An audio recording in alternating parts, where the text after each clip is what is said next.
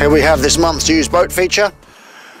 In this case here we have a rather nice 1997 Sunseeker Manhattan 62.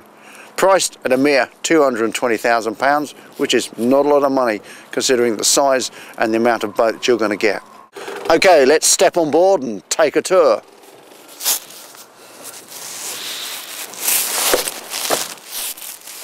Something that really ticks my box is quick and easy engine access. With the Manhattan 62, the engines are on V-drives, meaning that they are mounted well aft instead of being under the saloon floor, which of course would involve lifting up the carpets to get in through a hatch through the saloon.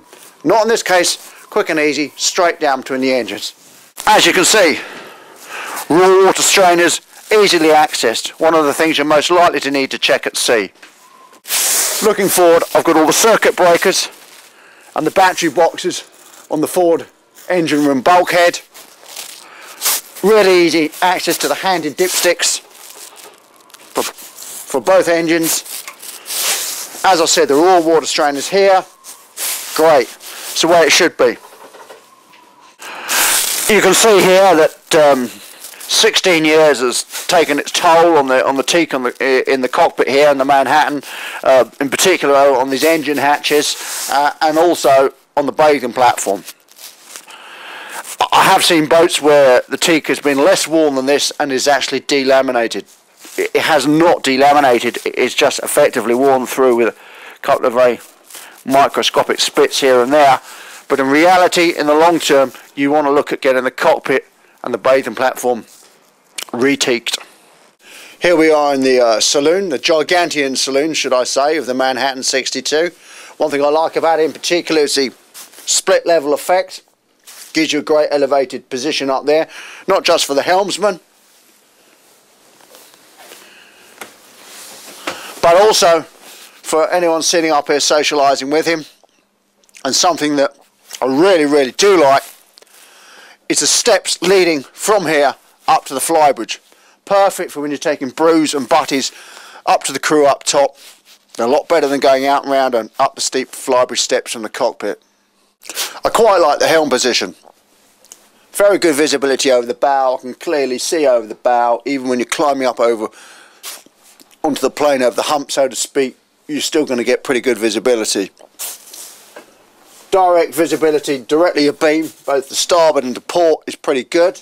But most notably what I like is this starboard side door onto the side decks. It means you can get straight out from the helm position and get forward and do the ropes if you need to. It makes it easier to handle a boat of this sort of size with just a crew of one.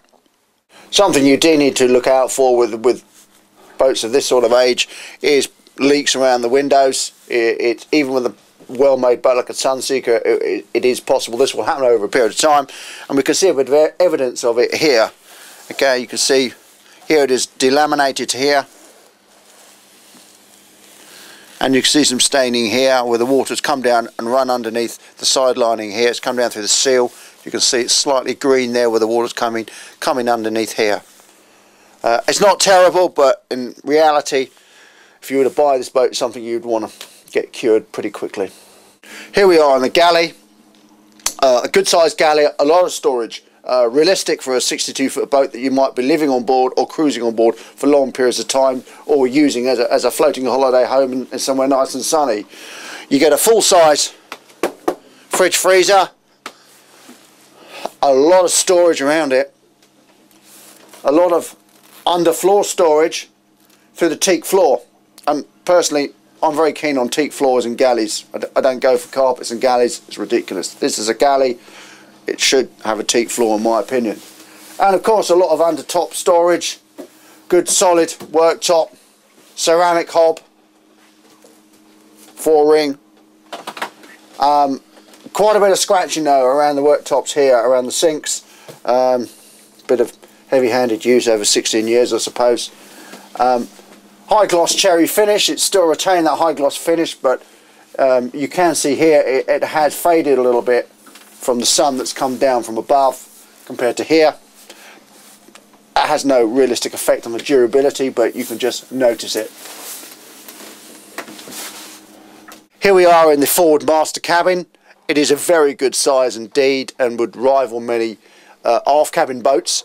A large, what looks like a 28 inch flat screen television there. Large double berth, large pull out drawer under berth storage, very large mirror on the port side, a lot of space, full standing headroom,